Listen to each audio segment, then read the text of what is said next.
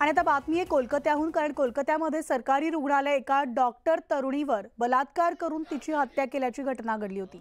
या घटनेच्या निषेधार्थ नागपूरमध्ये डॉक्टरांनी संप पुकारलाय आणि या संपामुळे 30 पेक्षा जास्त शस्त्रक्रिया स्थगित झाल्याची माहिती समोर येते। त्यामुळे रुग्णसेवा विस्कळीत झाल्याचं समोर आलं आहे।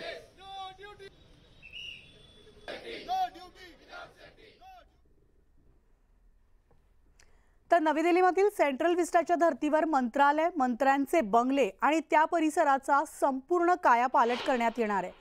त्याच्या आराखड्यासाठी राज्य सरकारने जागतिक निविदा देखील काढलेल्या आहेत। त्यामुळे मंत्रालय पुनर्विकासाची संकल्पना मार्गी लागणार आहे।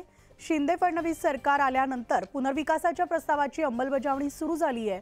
बांधकाम विभागाने 5 ऑगस्टला या संदर्भातील निविदा प्रसिद्ध देखील केल्या आणि त्यानुसार मंत्रालयाची विस्तारित इमारत, मंत्र्यांचे बंगले या परिसराचा पुनर्विकास करण्यात येईल। गेल्या वर्षी या विषयीच्या निर्णयाला मंत्रिमंडळ बैठकीमध्ये तत्वतः मान्यता देण्यात आली होती।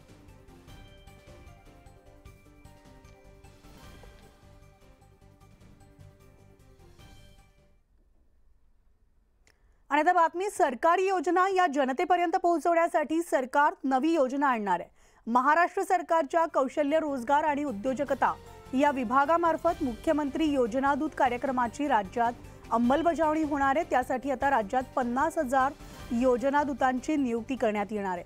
दारोदारी जाऊन सरकारी योजनांचा प्रचार करण्यासाठी या योजना दूतांची नियुक्ती केली जाणार आहे। दरम्यान या नियुक्त्या 6 महिन्यांसाठी करण्यात येणार आहेत आणि प्रत्येकाला 10,000 रुपयांचं मानधन दिलं जाणार आहे।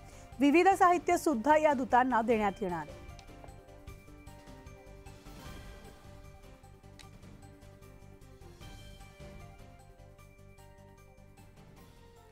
पदरामध्ये 4 मुलं असताना नवऱ्यानं दुसरं लग्न केलं आणि त्यामुळे 4 मुलांच्या शिक्षणासाठी पैसे कुठून आणायचे असा प्रश्न पडल्यावर कल्याणमध्ये एका महिलेनं चोरी केली आहे।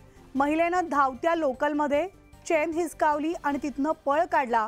मात्र सीसीटीव्हीच्या आधारे कल्याण रेल्वे पोलिसांनी आरोपी महिलेला अटक केली आहे आणि त्यानंतर मुलांच्या उदरनिर्वाहासाठी हे पाऊल उचलल्याची कबुली त्या महिलेनं पोलिसांसमोर दिली। महिला उल्हासनगरमध्ये वास्तव्यास होती, तर कल्याण शहाड दरम्यान गर्दीचा फायदा घेत धावत्या लोकलमध्ये एका महिलेची चेन हिसकावली आणि तिथून विठ्ठलवाडीला निघून गेली। महिलेला अटक केल्यानंतर तिनं चोरलेले दागिने पोलिसांच्या स्वाधीन केलेत।